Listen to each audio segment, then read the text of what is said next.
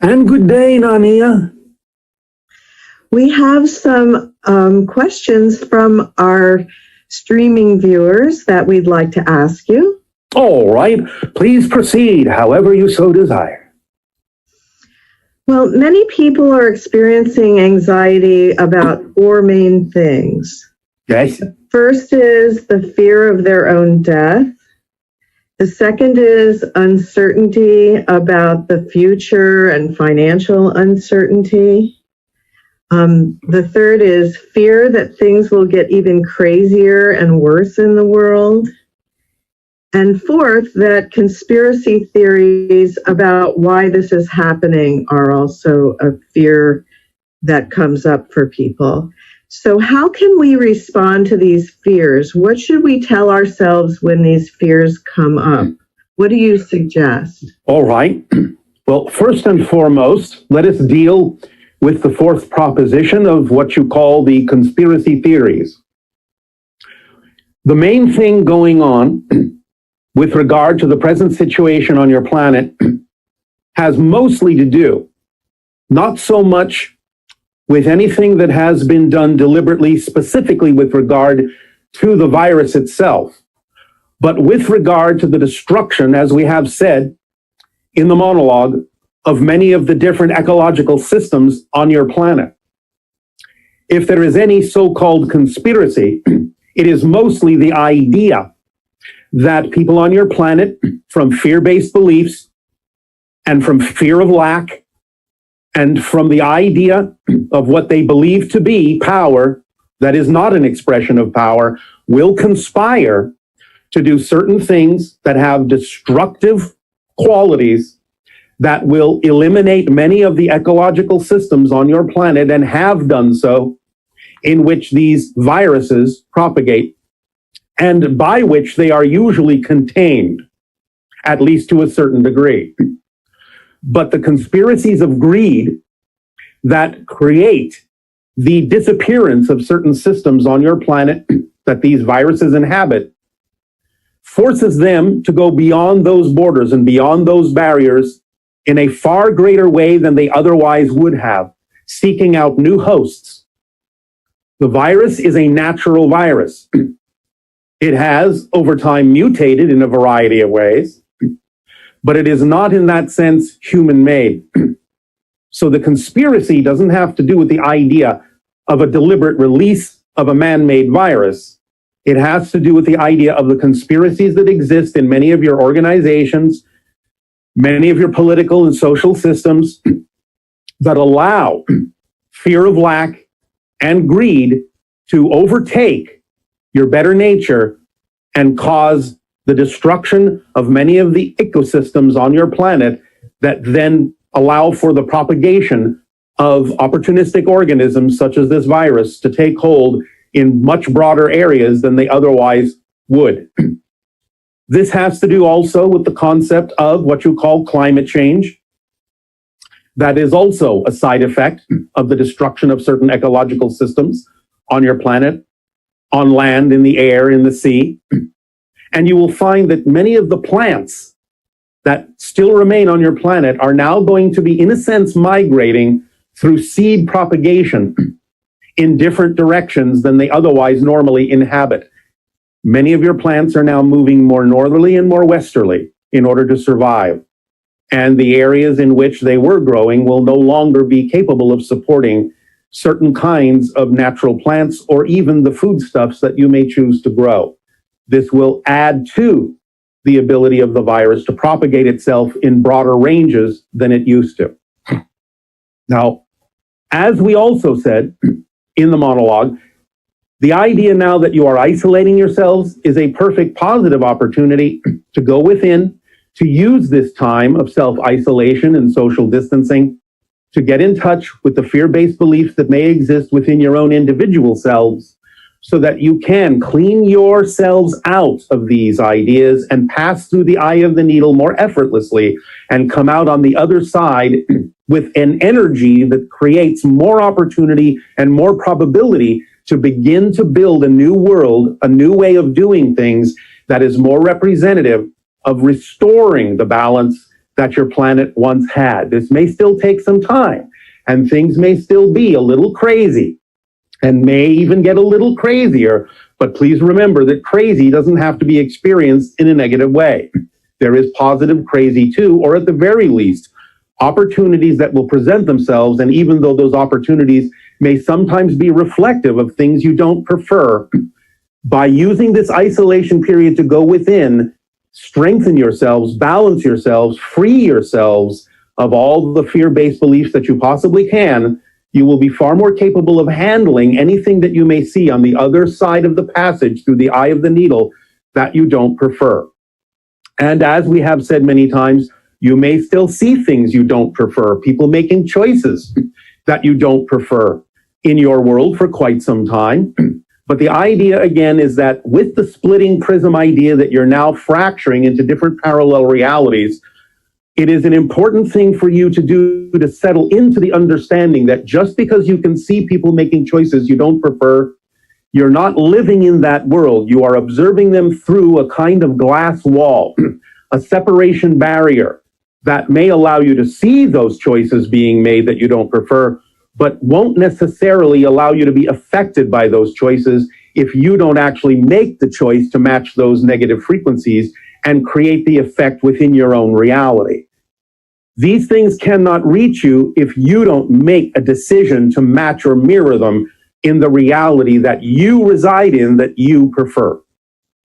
The idea, therefore, is even though you may see a great deal of chaos around you, as we said before in the transmission called the eye of the storm, is to remain in the center, in the calm space, which you have given yourselves a better opportunity to do because of your own self-isolation. Treat it as a monastic experience, a meditative experience, an opportunity to take the time to go within and divest yourself of all the things that would, in any way, shape, or form, cause you to want to match the vibrations of things that you don't prefer, so that you can come out the other side of the passage, in a sense, more streamlined, a little bit cleaner, a little bit more stable with your indestructible core. And know that no matter what you see around you, there is nothing to fear, for fear is the thing that will cause you to mirror the vibrations you don't prefer. Stay in your center, stay in that center, the eye of the storm, as you pass through the eye of the needle, and you will find that you will be more capable of accelerating on the other side of this experience in a way that will allow you to experience more synchronicity in a positive way, more effortless of communication between your physical and higher mind, and will put you in a state where you can much, much more willingly and much, much more capably move forward in a way that will allow you to eventually experience the reality that you prefer. Okay, that's very helpful. This idea of becoming aware of the suffering of others, as you were just mentioning. Yes. What is the purpose of that in terms of our own development, to be aware of it? And does that mean that we should take action to respond to it? Again, action is the language of physical reality. So even in this time of self-isolation, there may be many actions you can take to be a living example of positive choices that other people who may be suffering may also choose to take. Now, it doesn't mean that they all will, but you can at least give them the opportunity by being a living example of making more positive choices and taking actions, whatever actions can be taken, that show them there are other ways to do things. There may be other ways to experience what they're going through. Even though you are isolated, you have this now device that we are communicating with you through, and there are many creative things you can do.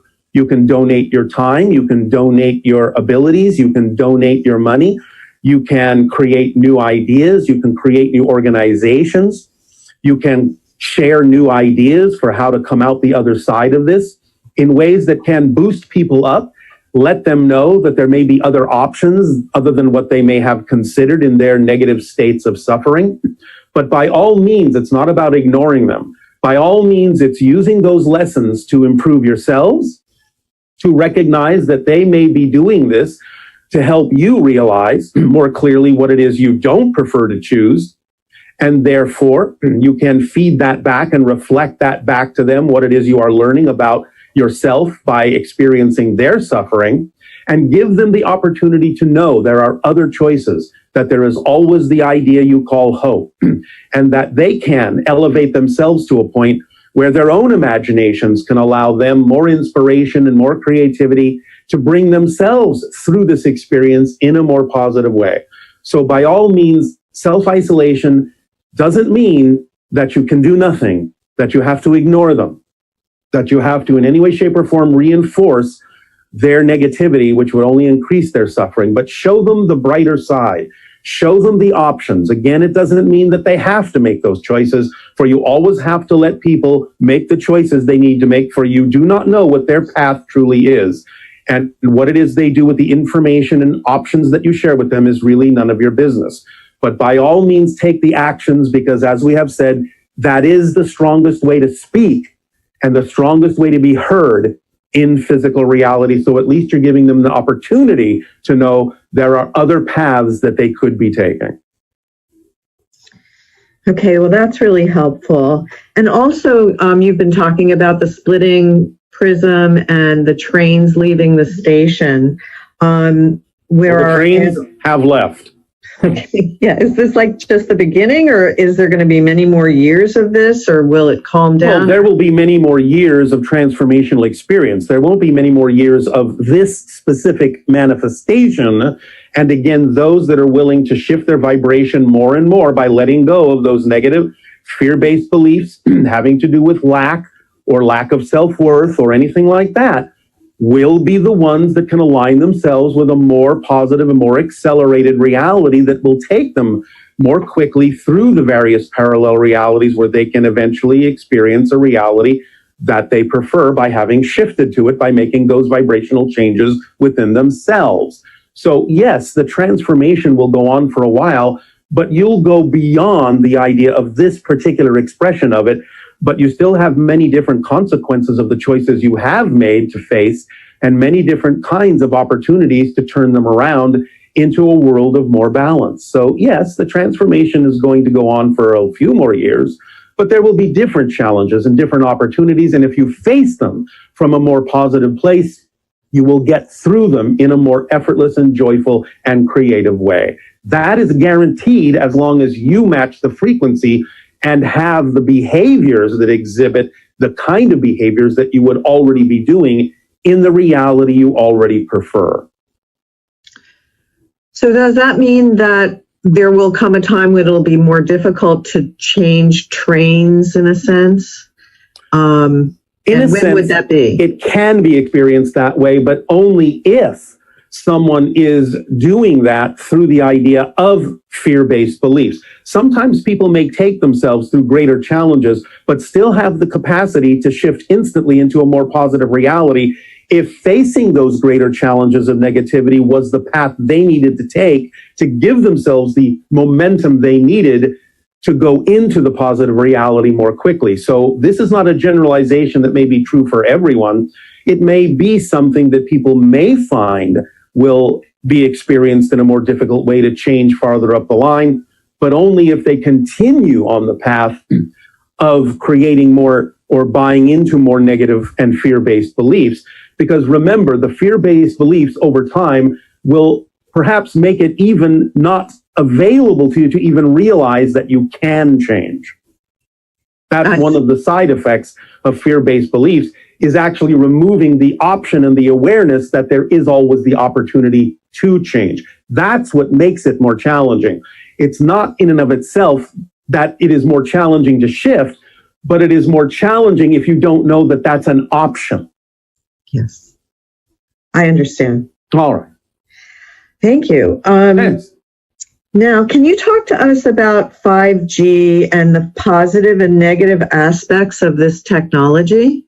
The positive aspects are that if it is tuned to the proper frequencies and the proper harmonics, it will aid and assist you in the development of artificial intelligence on your planet in a very specific way. However, if it is not tuned properly, if it is discordant, out of phase with itself, it can have some detrimental effects upon the electromagnetic field, the biomagnetic field of your body, and can cause a diminishment within the immunological systems of your body. So the idea is that it must be tuned properly to the proper harmonics to be actually experienced in a positive way. So it's not that in and of itself, 5G is a negative thing, but it must be done in a positive way with great understanding and great precision in order to actually be experienced in a beneficial way for the creation of positive and beneficial artificial intelligence on your world. Okay, that's good to know. Another question that's come up has to do with self-worth. Yeah. Many people find on their journey that they think they have achieved a certain level of self-valuation. Yeah. And then they will find a circumstance comes up that triggers them to devalue themselves or to feel that they have really not accomplished a full recognition of their self-worth. All right. Well, the first and most paradoxical thing to remember when confronted with issues of lack of self-worth is first and foremost to own it as a choice that you made in experiencing that idea. Because the second you own it, instead of regretting that it's coming up, you are empowered to deal with it, empowered to do something to change it. So it's only the denial of the fact that it comes up, the resistance to the fact that it comes up, that actually makes it stick around and reoccur. Remember that many people, even when they deal with certain issues of self-worth, may test themselves to make sure they have changed. So if you test yourself and trigger yourself by attracting a situation that makes you face the idea that you may not still allow yourself to feel worthy, then you are still reacting the same old way. You're testing yourself to see if you're going to change and respond differently, even if that gets triggered. But the first step toward getting around that is to not deny or resist that it came up, but to acknowledge that you chose it. Because by acknowledging that you chose to experience lack of self-worth, again, that keeps you in the seat of self-empowerment to be able to explore it and do something about changing it. And with enough practice, you will get used to the idea that you no longer need to do that, because you will finally hone the skill of owning whatever comes up instead of resisting whatever comes up. Because remember, as we have said several times, it's not about what you experience in terms of what happens. It's about what you do with that experience that makes the difference in your world. So the first step always is to never deny or resist what happens, but to own it as something that can serve you in a positive way, to know that there's a reason that it's there, and that puts you back in the driver's seat and gives you the self-empowerment and the control to explore it in a more positive, creative, and inspirational way, and to actually have some fun with exploring why you would have chosen to trigger yourself in that way. And then more answers will come up, more ideas will surface, and you'll be on a different journey with that experience at that moment. So owning it and not resisting it is the first step. Okay, that's very helpful. Another question that's come up is that now that people are becoming more familiar with their frequency, with your frequency, Yeah. they were interested in knowing what your quote unquote phone number is so that they can more easily tune into your frequency. Well, as we have said, picturing the image in a relaxed meditative state of sorts with the vibration of joy going along with the image of a black background and a black equilateral triangle separated from the black background by a deep blue light behind the triangle, peeking out around the edges of the triangle facing upward, pointing upward in your imagination, will in a sense be the vibrational phone number that will allow you to tap more effortlessly into our collective frequency consciousness. You won't necessarily be literally speaking with me, but you will be tapping into and downloading from that generalized collective frequency a vibration that will infuse your higher mind to make it more effortless for you to receive the information and the answers to your questions that you require by being in that frequency and by using our collective energy and your familiarity with us as a kind of mask through which your higher mind can speak to you more clearly. To put this very simply, by imagining that particular image of the black triangle separated from the black background by the blue light, and simply asking, if you have a question, what would Bashar say?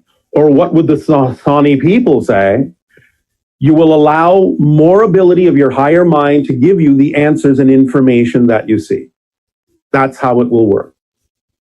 Okay, great. Thank you. And Yes. lastly, what appears to some, what will be the most positive outcomes of this new world that we're building in response to what is currently happening?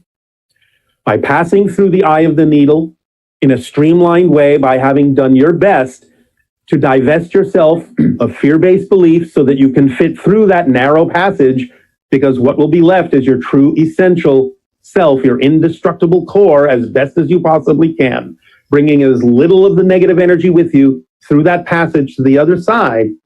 You will accelerate your vibration to experience more magical synchronicity. You'll be elevating your vibration to make it far more probable that you will expand your consciousness in a variety of ways and know yourself more deeply. You will expand your vibration to make it far more probable to experience open contact with us and other extraterrestrial and extra-dimensional beings in the relatively near future. And so the idea is that this is the choice that is important to make now, as you pass through the eye of the needle, as you sequester yourselves in your monastic experience and use that time constructively to streamline yourselves for the passage. You will increase the likelihood and the probability of the human race that is also harmonizing with that vibration, expanding not only globally in the new earth that you will shift to, more and more reflective of the vibrational preferences you have, more and more reflective and representative of the vibrational resonance of the earth you prefer to experience.